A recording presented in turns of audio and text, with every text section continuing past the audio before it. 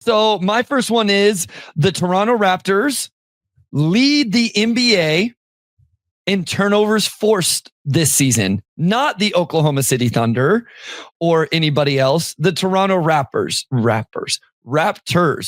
Eighth. They were eighth last season in turnovers forced. Again, this is not steals, Sam. This is turnovers forced, which I think is an important distinction. I was watching the Raptors Celtics preseason game earlier today, and in the first quarter alone, they forced 3 turnovers that were not steals. They either forced offensive fouls or the ball bounced out of bounds or whatever. They were eighth in all of last season. 2, and this is where I think this is a hot take considering Oklahoma City still plays in this league. They were 2 per game behind the Thunder, but they were 3rd post All-Star break. They've been good in the preseason, and every summer league note I have is about how this team is picking up full court and pressuring and jumping past the lanes and double teaming when they can. And you just go through the roster, and there's a lot of players that I think really play into this. There's some that don't, but Barnes is more than 1 steal a game. RJ Barrett's best steals or second best steal season was with Toronto. Jakob Poeltl's 1 a game. Grady Dick's right below that. IQ is a super speedy guy. Ingram is long. Abaji, Shed, Mobo, Walter, CMB if he gets on the floor. And I just think that this is how they want to play because that half-court offense could be a little rough. So forcing turnovers and getting out in transition could be a real push from the team. So my first one is the Toronto Raptors lead the NBA in turnovers forced in 2025-2026. It's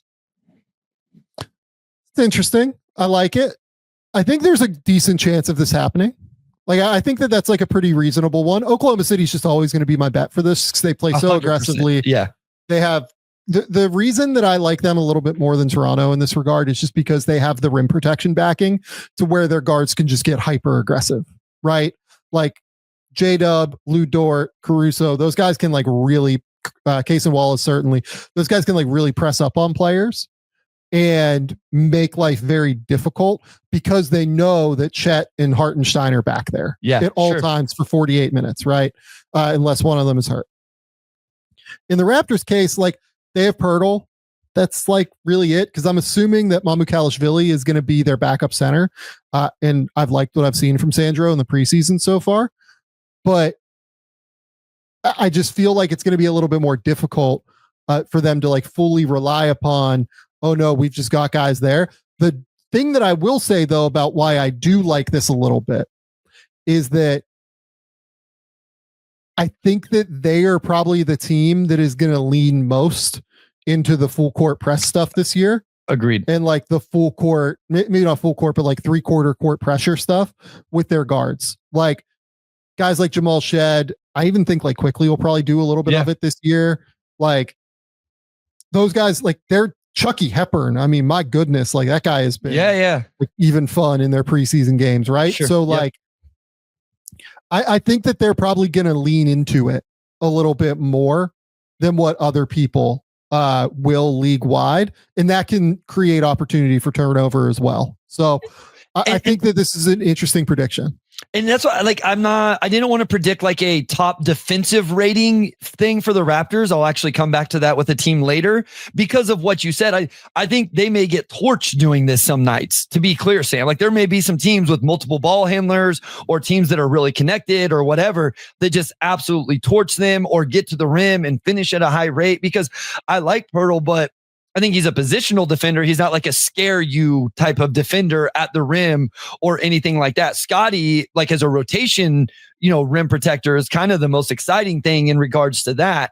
But I think they will lean into it. My worry is, does the starting lineup eventually decide they don't want to do it? I think the second unit between Jacoby and Jamal and those guys, they're going to get up in full court press. Chucky, whenever he gets to play. Murray Boyles will be super aggressive. Yeah, Murray Boyles will be good at this. But, will Brandon Ingram still be bought into it 30 games into the season? Will IQ be doing it 30 games into the season? Will, RJ be doing it 30 games into the season? That was kind of my hesitation going with it. I just think they're like, I just remember every game I watched, they were the team that stood out the most at Summer League because of how they defended. Yeah. And it's, you know what I mean? And even in you watch in the preseason, I want to emphasize, don't just look at the steal numbers. There was 3 examples where it was turnovers that weren't actual steals in the box score from the other team. So I think they're just really going to lean into it. And especially when the offensive in the half court, breaks down for them. Yeah, I've kind of liked the fact that Toronto, like, for instance, in the Boston game, right? Like, they played the guys that it seems like they're planning to start, like, quite a bit. Like, they're trying to figure this thing out. It feels like a little bit. And the defense almost like feels, it's funny because I've had questions about their defense. Like, they were good late in the year last year, but, you know, they kind of had like a really easy schedule late in the year last year. And you just never know with end of season basketball, like how much of that is going to continue to carry over. Right. But man, I've really, really enjoyed just the willingness that they have to fight on that end. And I feel like just from a like technical perspective and I feel like their defense, like when I watch them, feels a little bit ahead of their offense right now. I would agree. We're like hoping that their offense would take a jump with Brandon Ingram and everything. And, you know, look, this leads into my bold prediction, right? It's that Toronto is going to make the playoffs, just straight up. Like, they're a playoff team. They're not a play-in team. Has the preseason given me some doubts? A few, honestly. And I think that this is where we can bring up like the Scotty Barnes of it all, right? So I think he's like, God, like 6 for 30 or something shooting in the preseason. And more than anything to me, it's felt like he has been the player that has had to adjust to the talent incoming around him. Instead of like Toronto having Brandon Ingram adjust to what's happening, it feels like Scotty is adjusting to what's happening. Right. Yep. And that's interesting to me on some level. It makes sense and it doesn't make sense to me. Right. Because like where it makes sense is that Scotty has always shown, even going back to high school at Montverde, like this ability to be a connector, like this amazing 3rd or 4th option who can like really just move the ball, cut off the ball, like be able to do some things in transition, rebound, grab and go, do everything like that. Right. In the NBA, he's been more of like, maybe not like always the primary number 1 guy, especially when Pascal was there, but like he has been one of the top 2 guys a lot of the time. And his game has grown in that respect in a real way. Now, the problem with Scotty playing in more of an off-ball role next to like Brandon Ingram, and I don't want to say he's like been totally off the ball in the preseason because that's not the reality, but like not being on the ball quite as much, is that he's not a great shooter. And like, will teams guard him consistently away from the rim? My guess is no, that they won't, which means like you almost certainly need him like really on the ball, in my opinion, in this situation. And again, I don't want to say he hasn't been on the ball in the preseason.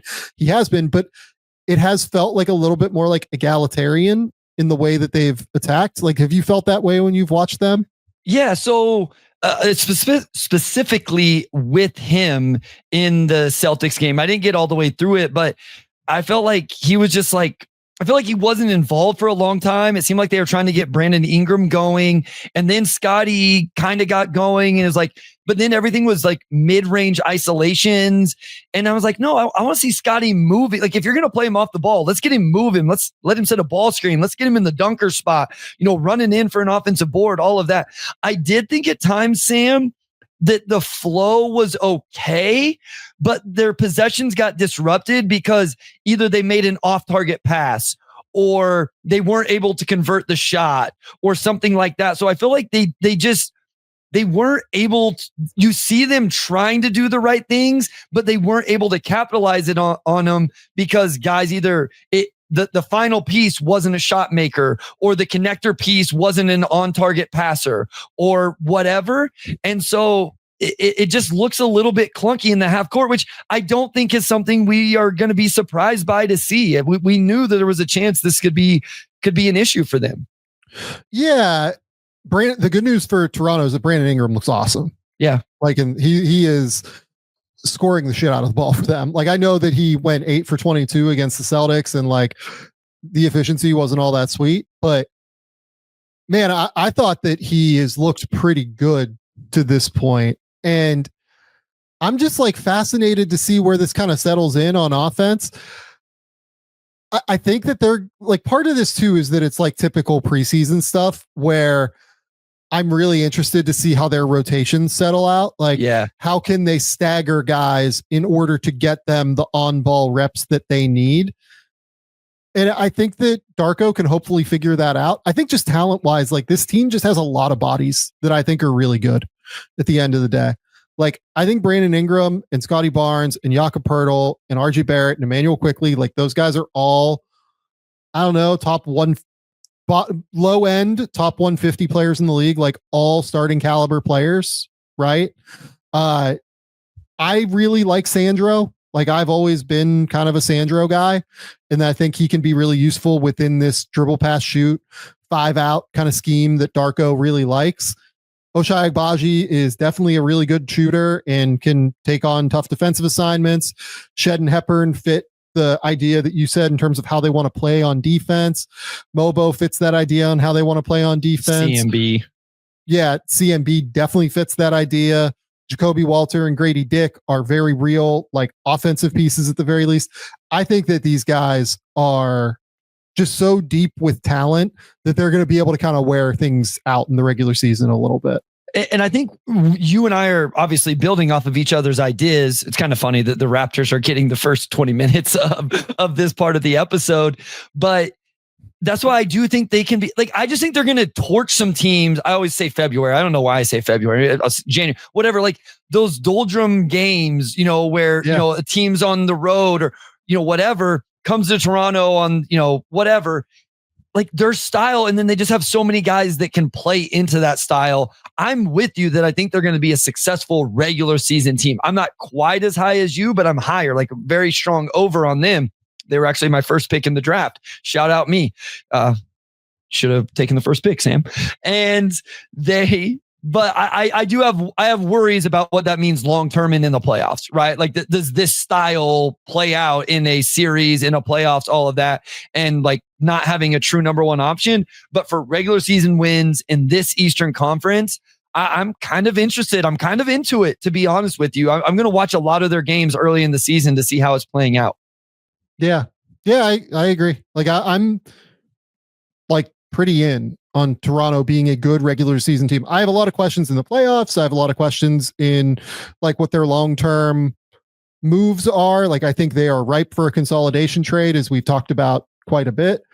But yeah, I think that where I'm at is that this team just has a lot of talent and they could figure things out at the end of the day. Yep. And they have an identity and a play style, which I always kind of respect about teams and buy into a little bit more when you kind of can pinpoint that.